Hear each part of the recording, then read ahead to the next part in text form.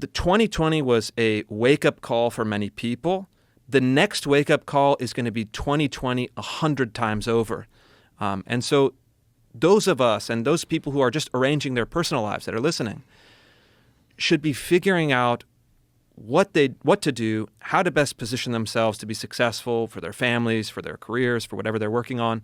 And those of us who want to see deeper changes, we're all preparing, we're all getting ready to say, when the house of cards falls over and it's revealed that none of this is sustainable, the fundamentals of our country, institutional, financial, political, cannot hold, and they can't be covered over with ideology for anymore.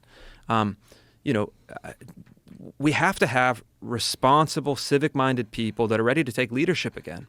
And I think that it may not be this election cycle, it may not be in a year, it may not be in 2 years, but by any vector, if you talk to people who really know, we're heading towards a big shift.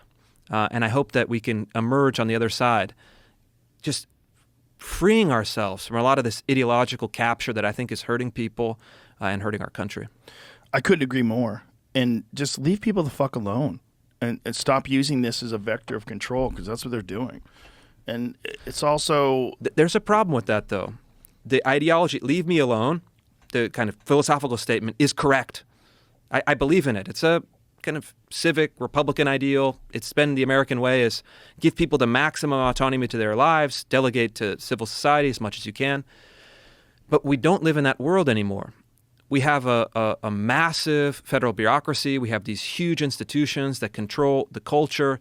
And so if you're arguing to be left alone, you're always going to be run over by people who don't want to leave you alone. The solution is not to then, assume it and impose your vision, but you at least have to have people who are willing to fight the public fight. Because, most people want to be left alone. They deserve that.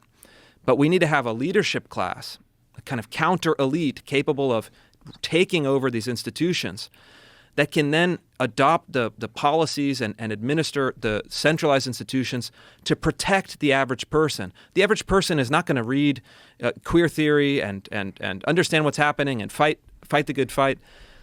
But people who are involved in political life, I think we have a duty to provide protection for the average person. The average person is calling for physical protection, protection of their livelihood, protection of their reputation, protection of their kids, protection of their institutions. Do you see anyone that is directly speaking to that need and offering a plausible vision for how that could be accomplished? I think very few people are thinking in those terms, and to me that's a shame. Well, it's also a shame that people that have these ideas are not willing to run for office, because running for office is such a shit show.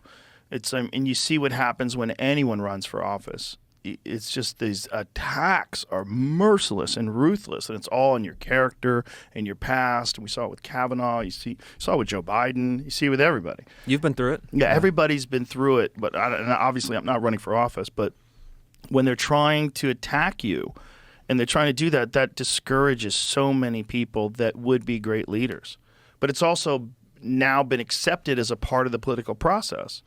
But it's always been part of the political process. Yes. If you go back to the history of the founding of the country, you can read Jefferson's letters, and he's bitching about the press, slandering his character, like for decades. Right. He's still bitter about things that happened when he was, dying in the early 1800s. He's still bitter about like some slanderous, journalist who was impugning his character 30 years prior. And so, wild. Look, I've been through it to a certain extent. You've been through it. That's the price. That's the price of admission. So I think rather than lamenting the fact that it's this way, we need people, and I certainly adopt this attitude, and I think Governor DeSantis in Florida has really achieved this and demonstrated this.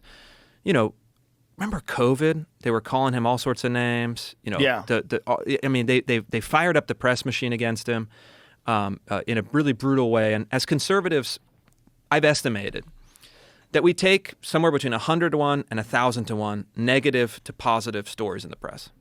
That's just the ratio that we have to live with. 100 to 1, negative to positive. But what he taught me, and I think it's a valuable lesson for more people to understand, is he's saying, look, the people are smarter than the press.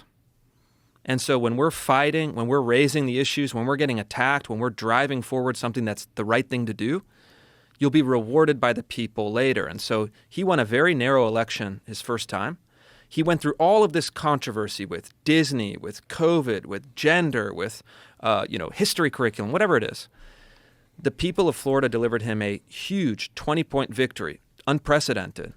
And to me, that's a sign that when you take ownership, when you take courage, when you take the hits, and when you do the right thing, people are smart enough to sift through the lies, the propaganda, the suppression, the censorship, and reward you.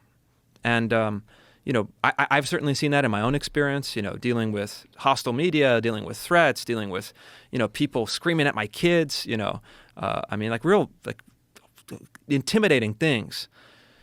And you have to say, you have to make prudent decisions. You have to protect the people around you. You have to make sure that you can, not get wiped off the board.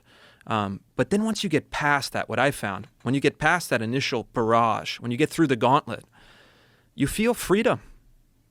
You feel this incredible sense of you've survived, you've gotten to the other side, and now people can't hurt you because they've tried, they've failed, and now you have the freedom to speak your mind, the freedom to do what you want, the freedom to chart your own path. But until you get through that barrage, I don't think that you're free at all. And so people that have wealth, people that have power, people that have prestige are sometimes desperately holding on to that. They want to protect it as much as they can. But I think what happens is that they become, they go through life and they get to a point where I'll finally speak out if this happens, if that happens, if the cost is lower.